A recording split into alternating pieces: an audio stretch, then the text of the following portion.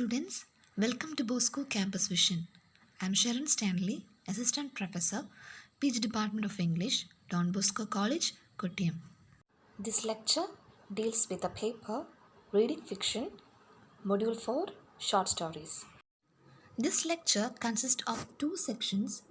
First section, Basic Features of a Short Story, and the second, The Romance of a Busy Broker, a short story written by O. Henry.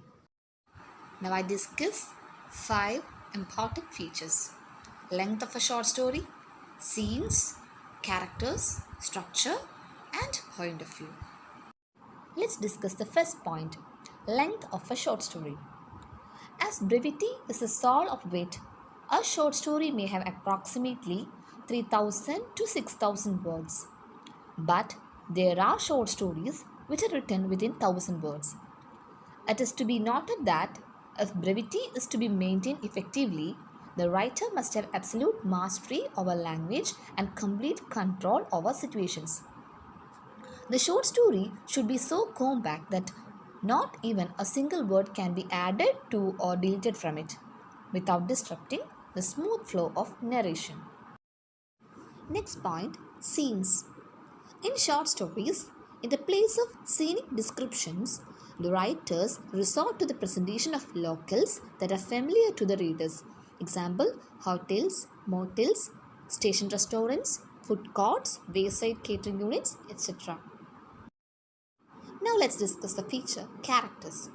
In a short story, there are obviously lesser characters than, say, a novel would have. On an average, 3 to 6 characters. And each of the characters plays a pivotal role in the unfolding of the story.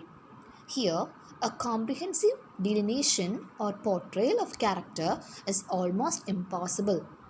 The writer would focus on a psychological moment in the life of a character, a situation that is insignificant or an experience which is exhilarating or traumatic. The incidents depicted may be confined to the character's childhood, youth, or old age. Thus, the short story focuses on a significant moment in the life of a character. Next, structure. In a short story, the writer is bound by time and space.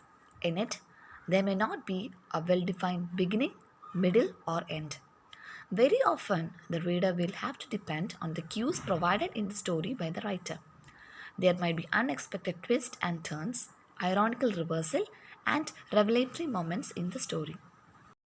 Next, point of view. It is a distinctive perspective of the writer and the angle from which he or she observes reality. The narrator thus becomes important. The reader should try to understand the ethical or political stance taken by the writer through his or her narrator.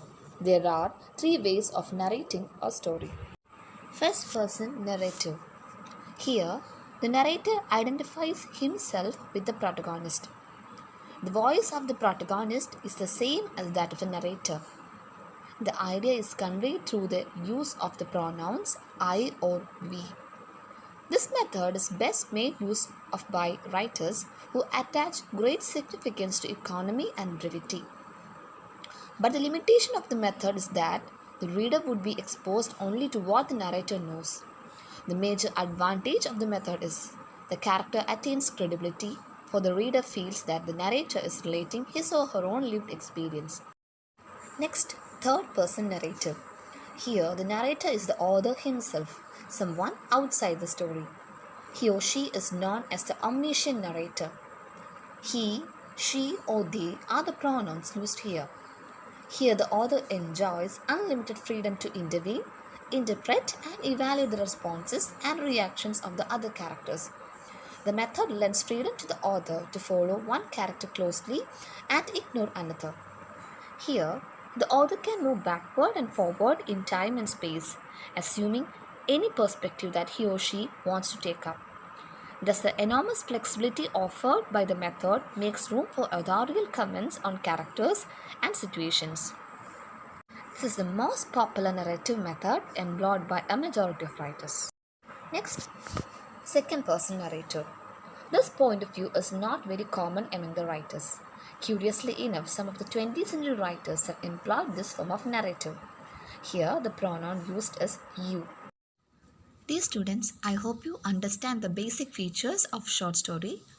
Next, I teach you a short story, The Romance of a Busy Broker, written by O. Henry. William Sidney Porter, popularly known by his pseudonym O. Henry, was an American writer. His important works, The Gift of the Magi and The Furnished Room.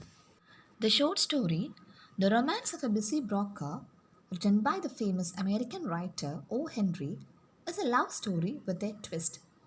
The central character in the story is a busy New York broker called Harvey Maxwell.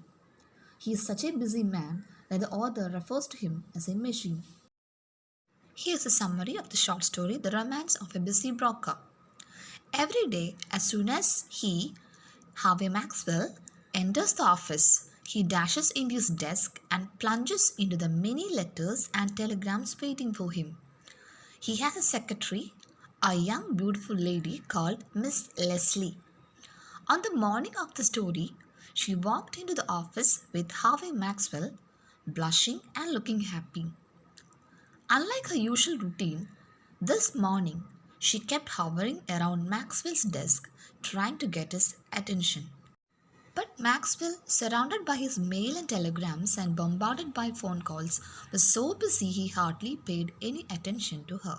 The previous day, Maxwell had asked his clerk Pitcher to hire another secretary. But when his clerk brought in a candidate, Maxwell dismissed the candidate and told Pitcher that he was losing his mind. He announced that he did not have any intention of hiring another secretary as he was perfectly satisfied with the services of Miss Leslie. The clerk quietly declared that Maxwell was getting more and more absent-minded as forgetful as days passed. As the day progressed, the speed of business grew faster, and Maxwell was working like a machine. Harvey Maxwell was lost in the world of finance, stocks, bonds, loans, shares, and securities. In the middle of his busy day, suddenly a sweet smell of lilac came in through the window. He recognized the smell as belonged to Miss Leslie. Suddenly, he forgot the world of finance. He could only think about her. In the spur of the moment, he decided to propose marriage to her. He dashed into her office and asked her to marry him. Miss Leslie acted strangely. At first, she was totally surprised. Then tears flowed from her eyes and she smiled at him. She then put her arms around his neck and told him that he had already gotten married the previous evening. The story thus ends with a surprise in classic O. Henry style. Dear students, I hope you understand this lecture. Please write the summary of the short story, The Romance of a Busy Broker, as your assignment.